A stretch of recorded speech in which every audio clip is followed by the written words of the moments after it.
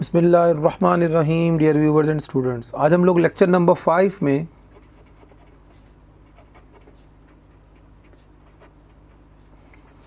में डिस्कस करेंगे operating system में। हम ऑलरेडी स्केजुलिंग एल्गोरिथम्स को डिस्कस कर रहे हैं। उसमें डिस्कस करेंगे आज हम लोग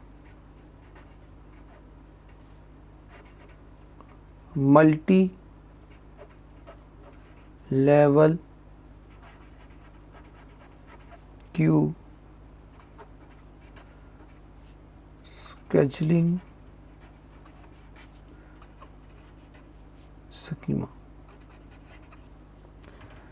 अब बेसिकली इस स्केजुलिंग एल्गोरिथम्स में, जिसे हम लोग multi level Q scheduling algorithm कहते हैं, बेसिकली ये collection of different scheduling algorithms को हम इकट्ठा यूज़ करना चाहते हैं, ताकि हम लोग ज़्यादातर जो प्रोसेसेस हैं उन्हें हम लोग जो है वो डिवाइड कर देते हैं कि वो किस क्लास से वो बिलोंग करते हैं।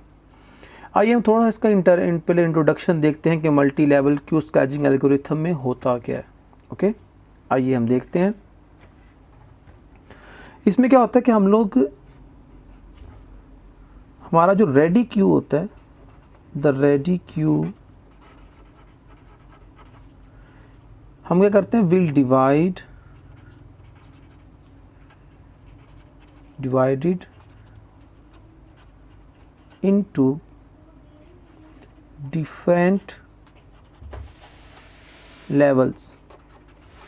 हम अपने रेडी क्यू को ही डिफरेंट लेवल्स में क्या कर देते हैं, डिवाइड कर देते हैं, और एवरी लेवल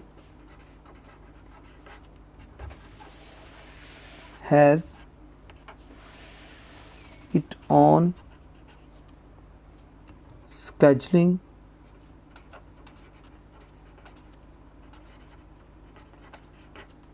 एल्गोरिथम। इनकी यहाँ पे बताने का मकसद ये है यहाँ पे कि जितने भी स्केजुलिंग एल्गोरिथम्स होते हैं वो अगर मैं 3 या 4 लेवल की multi level Q scheduling algorithm scheme को यूज़ करता हूँ, तो उसमें हर लेवल पर मैं सेम स्कीम भी यूज़ कर सकता हूँ, मुख्तलिफ स्कीम्स का जो एल्गोरिथम उनको भी यूज़ कर सकता हूँ। इनके अगर 10 लेवल बनाए तो इन 10 लेवल्स में मैं डिफरेंट स्केजुलिंग एल्गोरिथम्स भी यूज़ कर सकता हूँ, और डिफरेंट लेवल जो डिफरेंट एल्गोरिथम वो भी यूज़ कर सकता हूँ। अब थोड़ा सा इसको और डिटेल में देखते हैं। हम लोग मोस्टली करते हैं अपने स्केजुलिंग एल्गोरिथम्स को टिपिकली प्रोसेसेस एक्सेप्ट से हम लोग डिवाइड कर देते हैं। एक को हम लोग कहते हैं नंबर 1 इंटरैक्टिव, एक को हम इंटरैक्टिव लेवल कह देते हैं, इंटरैक्टिव प्रोसेसेस। दूसरे को हम लोग कह देते हैं यहाँ पे सेकंड वन को बैच फाइल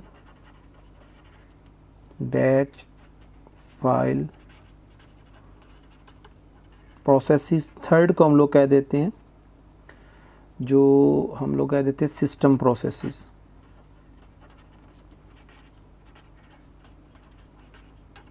अब देखिए यहाँ पे मैंने 3 लेवल्स डिफाइन कर दिए। अगर हर लेवल पर मैं एक स्पेशल स्केजुलिंग एल्गोरिथम को यूज़ करूँगा तो इसका मतलब ये होगा कि हर एक का जो रेडी क्यू है वो डिफरेंट है, होगा एक, लेकिन वो डिवाइड होगा इंटरैक्टिव पे, batch file operating system, batch file processes पे और सिस्टम प्रोसेसेस पे।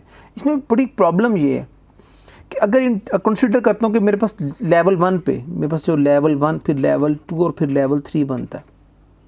अब जो लेवल 1 है, कंसिडर करें लेवल 1 में प्रोसेस आते चले जा रहे हैं, P nought, P1, P2, P3, P4, इसमें प्रोसेस आते चले जा रहे हैं। अब जब तक इसका रेडी क्यू इंटरैक्टिव प्रोसेसेस का ख़त्म नहीं होगा, कंट्रोल एवर नेवर इनको ट्रांसफ़र नहीं हो सकता। अब कंसीडर करते हैं कि इंटरैक्टिव प्रोसेसेस कंप्लीट हुए तो P8, P9, P10 इसकी तरफ प्रोसेस आना शुरू हुए। अब ये प्रोसेस ये एग्जीक्यूट कर रहा है। अब इसी तरह जो इसका लोअर लेवल होगा, हो सकता है कि यहाँ मेरे 3 लेवल्स की या 4 लेवल की, 5 लेवल की हो, तो नीचे की जानिब जितने भी रेडी क्यूज बने होंगे वहाँ पे कंट्रोल बहुत रेयर केसेस में ट्रांसफ़र होगा। आप कंसीडर करें यहाँ पे एक प्रोसेस पड़ा हुआ है P11 या P15 पड़ा हुआ है।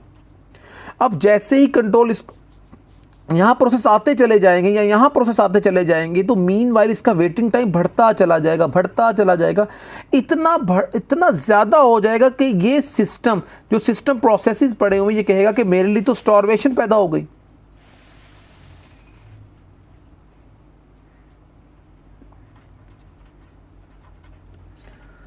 स्टार्वेशन की जो सिचुएशन है वो कहता है मेरे लिए तो स्टार्वेशन की सिचुएशन क्रिएट हो गई है। इसका मतलब ये होगा कि इस प्रोसेस की बारी नहीं आएगी, या आएगी तो उसका वेटेज बहुत बढ़ चुका होगा। तो इसका एक ड्रॉबैक था, इसका ये ड्रॉबैक था कि हमने बहुत सारे प्रोसेस को रेडी क्यू में एक्टिव भी कर दिया, एग्जीक्यूशन के लिए भी हमने रेडी कर लिया, but that the problem, the starvation is a problem. यहाँ पे स्टार्वेशन क्रिएट हुआ, ये इसका एक प्रॉब्लम था।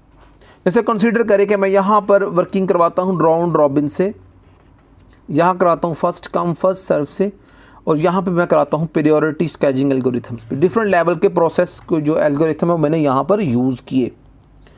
अब इसका मतलब ये होगा कि राउंड रॉबिन के मुताबिक अब प्रोसेस जो आते चले जा रहे हैं वो एग्जीक्यूट होते चले जा रहे हैं राउंड रॉबिन में। अब यहाँ पर अगर सारे प्रोसेस एग्जीक्यूट होंगे देन बारी किसकी आएगी, L2 की आएगी, इस पर फर्स्ट कम फर्स्ट सर्व चल रहा है, क्योंकि बैच फाइल जो फाइल प्रोसेसेस होते हैं उनमें मोस्टली नॉन प्रिमिटिव होते हैं, हम उनमें ये एल्गोरिथम चला देते हैं। अब देखें, बड़ी सिंपल सी बात है कि थर्ड लेवल पर या फोर्थ लेवल पर उस वक्त कंट्रोल ट्रांसफ़र होगा कि जब ऊपर वाले लेवल्स के अंदर कोई प्रोसेस मौजूद नहीं होगा। तो इसका मतलब ये होगा कि ये एक प्रॉब्लम पैदा हो गई यहाँ पे। ये प्रॉब्लम क्या कहलाती है, स्टार्वेशन प्रॉब्लम कहलाती है। इस प्रॉब्लम को जहाँ पे किल किया गया, हमने मल्टी लेवल स्केजिंग एल्गोरिथम को आगे एक्सटेंड करके इसका एक नया लेवल डिफाइन किया है, that will be the multi level feedback queue scheduling algorithms. इसको हम लोग नेक्स्ट लेक्चर में डिस्कस करेंगे, लेकिन आज के लेक्चर में आप लोगों ने मल्टी लेवल क्यू के बारे में अंडरस्टैंड किया। अगर फिर भी कोई प्रॉब्लम, कोई एम्बेग्विटी फील करें तो आप लोग मुझसे डिस्कस कर सकते हैं। फिर भी कोई क्वेश्चन हो, मैं अवेलेबल हूँ आप लोगों के लिए। Thank you for watching my channel. अल्लाह हाफिज़, अस्सलाम वालेकुम।